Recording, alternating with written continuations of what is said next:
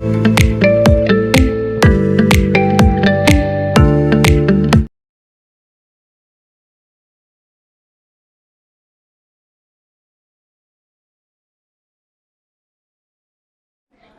Frost was an American poet. His verse depends heavily on the language of the people. He could be rightly called as nature poet, and he is a modern poet, a lyric poet. He is known for his realistic depictions and descriptions of rural life. Rural life means village life. That he focused on the behavior of the people living in villages. He has won 4 Pulitzer Prizes for poetry. Some of his famous poems: The Road Not Taken, After Apple Picking, etc. Okay, let's see about the poem. This poem, Stopping by Woods on a Snowy Evening, is written in 1922 and it got published in the year 1923. Here, the main theme is the conflict between man and nature. That is, the conflict between beauty and duty. See, when a man is very bored while doing lot of work, he has to enjoy himself, and he can go with the nature, he can enjoy the natural elements. So when he concentrates more on nature, he may not fulfill his worldly duties and commitments. So he should strike a balance between his admiration of nature and fulfilling his duties. This brings about the beauty of the woods, that is the beauty of the forests. And it explains how an adult, because during childhood, we won't have any stressful situations, we won't be in problematic situations, we won't get into troubles. Whereas an adult may undergo lots of troubles, lots of problems. So for that, he needs some sort of refreshment, and he goes to the nature. Thereby he forgets all his worldly duties. And here in this poem, nature is depicted as a tempting, something which kindles, tempting and threatening force. Sometimes nature could be like a disaster. Then glossary: woods, forests. For example, a cow is grazing in the woods. Queer, strange, not common. Example: the sky was a queer shade of orange. Frozen, filled with snow. Frozen fruit drinks are served here. Harness: it's a strap by which a horse is tied to a cart or carriage. The horses were harnessed to the cart. Lovely, it's very beautiful. Example: it is a lovely picture. Farmhouse, a house on the farm owned by the farmer. The farmhouse is beautiful. Sweep, quick movement. Example: fire swept through the forest. That is spreading heavily, spreading in a fast way. That is called sweep. Downy, soft and fluffy. Fluffy means very thick or very dense, covered with soft hairs. Example: the baby's downy cheek. Flake, small tiny pieces or small particles. Example: flakes of paint are coming off the wall. So the room needs decorating. What are the characters in the poem? It refers to the poet Robert Frost, the owner of the woods, and the horse owned by the poet. Let's see about the places mentioned in this poem. Woods, it refers to the forest, village, and farmhouse. What is the time mentioned here? It is the darkest evening. During evening, rays of the light couldn't penetrate or couldn't pass through the dense forests or branches or leaves. That could be a darkest evening. That is one view. The another view is it could be a rainy season, or it could be December 21st, which is the longest night of the year. So what is the season mentioned here? It is winter. And what are the sounds mentioned in this poem? See, as we told earlier, the poet entered a forest in the late night. where he could hear no sound other than the sound of the harness bells, and he could hear the sound of the wind. He could hear the sound of the snowfall falling from the clouds and filling the woods with snow. What the poem teaches us. So, what could we learn from the poem? The peaceful atmosphere and the commitments and duties always coexist. That is, peaceful atmosphere will also be there in our life, whereas the commitments will also be there. So, we should strike a balance. We should be and keeping promises. So, whenever you go to school, your teacher will ask you, will you complete this exercise? Have you completed this exercise? Now you will say, no ma'am, because there was no electricity, there was no current power supply, so I couldn't complete the homework. And naturally, miss, definitely tomorrow I'll do this, miss. I'll finish off this homework tomorrow, miss. I'll show you the homework, miss. So this is, you'll give a consoling reply. And the main thing is, you have to keep that promise. You have to fulfill that promise. You have to do what you have said earlier. You should not break your promise.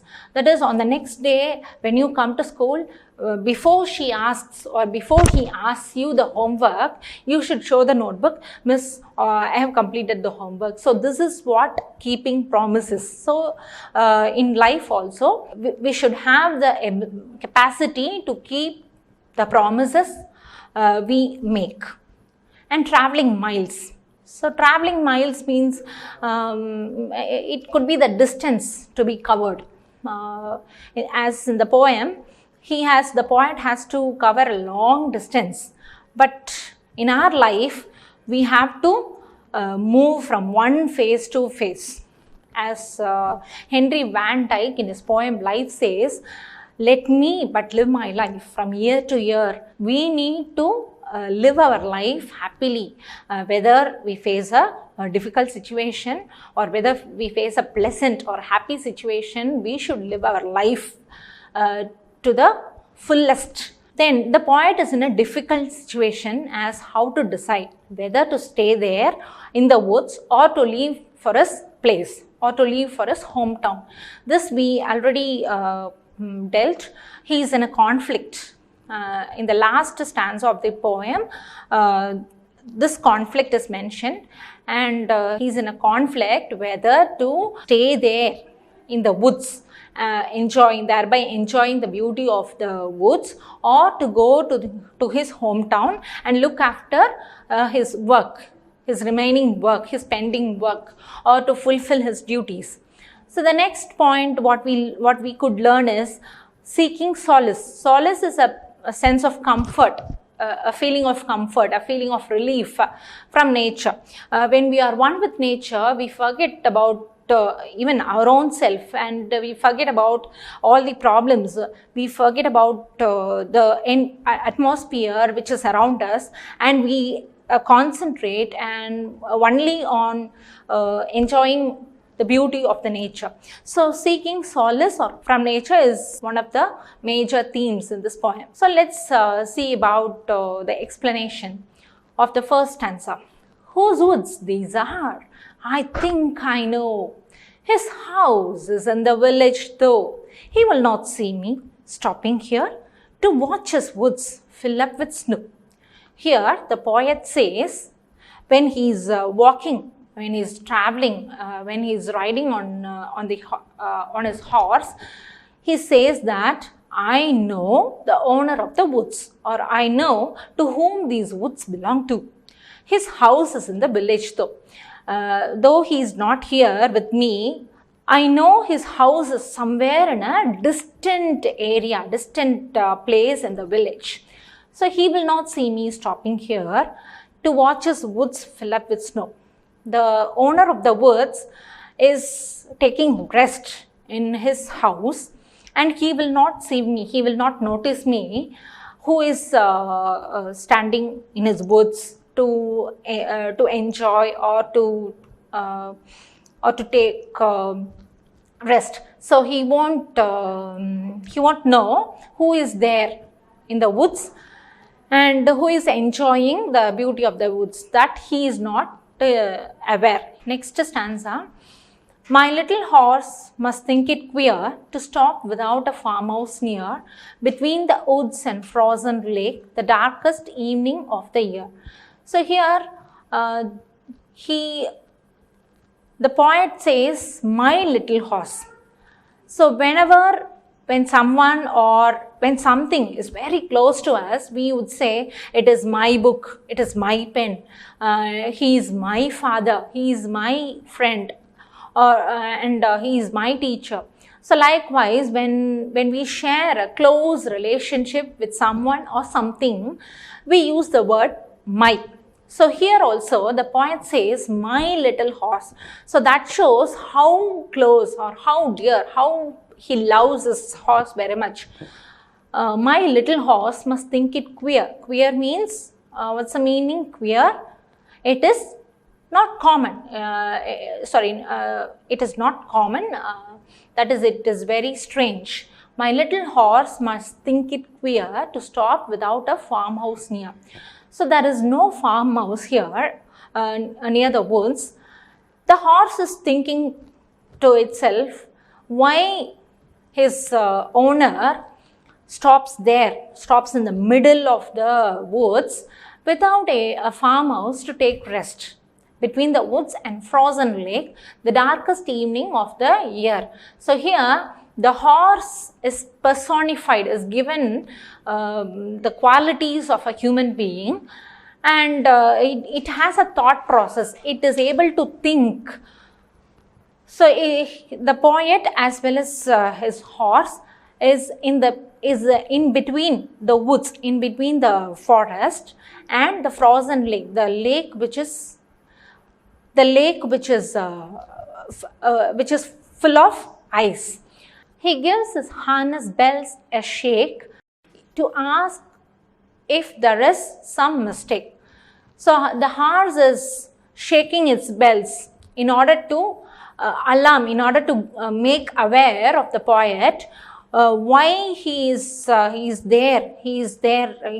there for a long time to enjoy the beauty of the woods. So and at the same time it asks, it cannot speak in our language. It can't say anything in English or in some other languages. So it speaks, it conveys what it wants to do in its own language, and so it shakes its bells.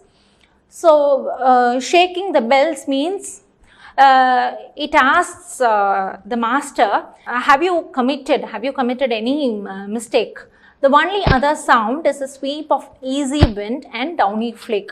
So the silence in the forest is replaced by the sound of the wind and the sound of the falling snow, in addition to the sound of the harness bells. So the entire forest, entire wood is silent. Fourth stanza and its explanation. The woods are lovely, dark and deep, but I have promises to keep, and miles to go before I sleep, and miles to go before I sleep.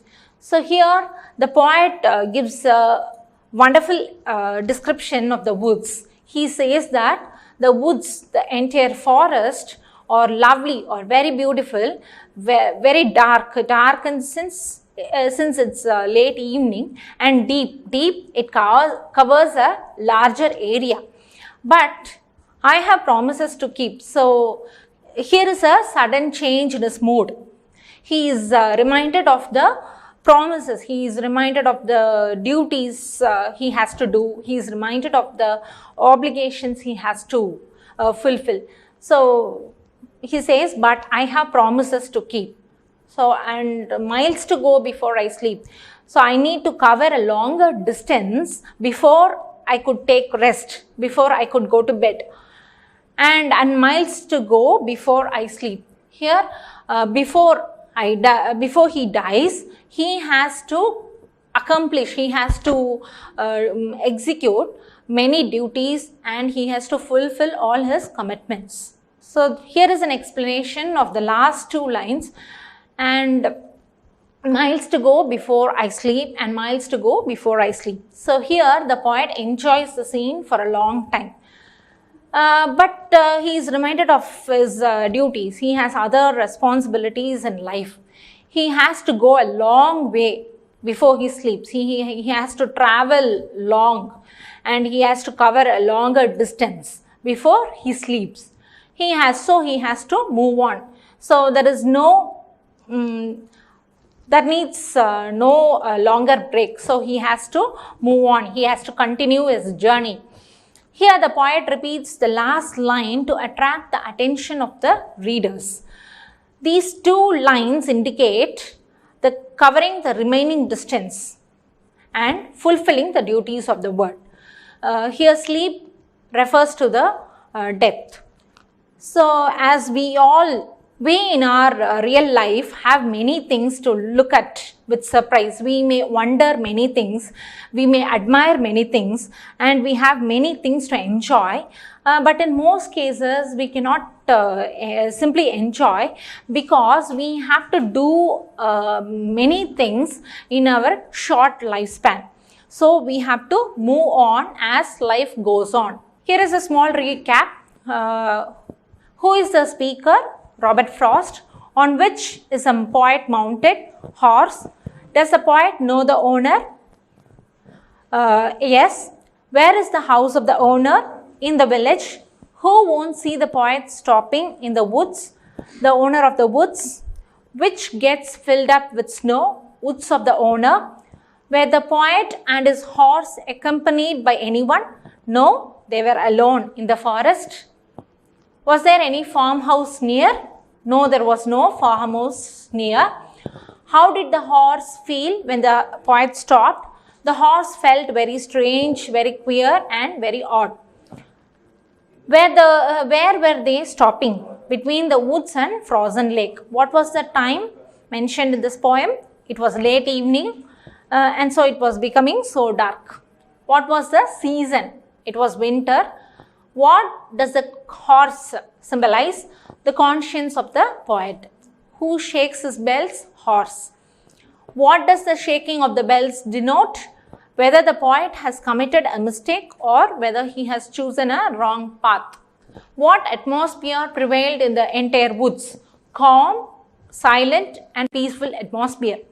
What were the sounds heard? Sound of the harness bells, sound of the winds, and sound of the falling snow. Describe the woods as depicted in the poem. The woods are lovely or beautiful or wonderful, dark, dense or thick, and deep, covering a larger area. Who has made promises to keep? The poet. What is the line repeated in this poem? And miles to go before I sleep. First stanza, the rhyming words are no, though, snow.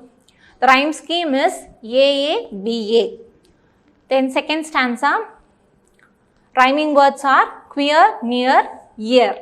Rhyme scheme B. Third stanza, rhyming words are shake. Fourth stanza, the rhyming words are deep, keep, sleep.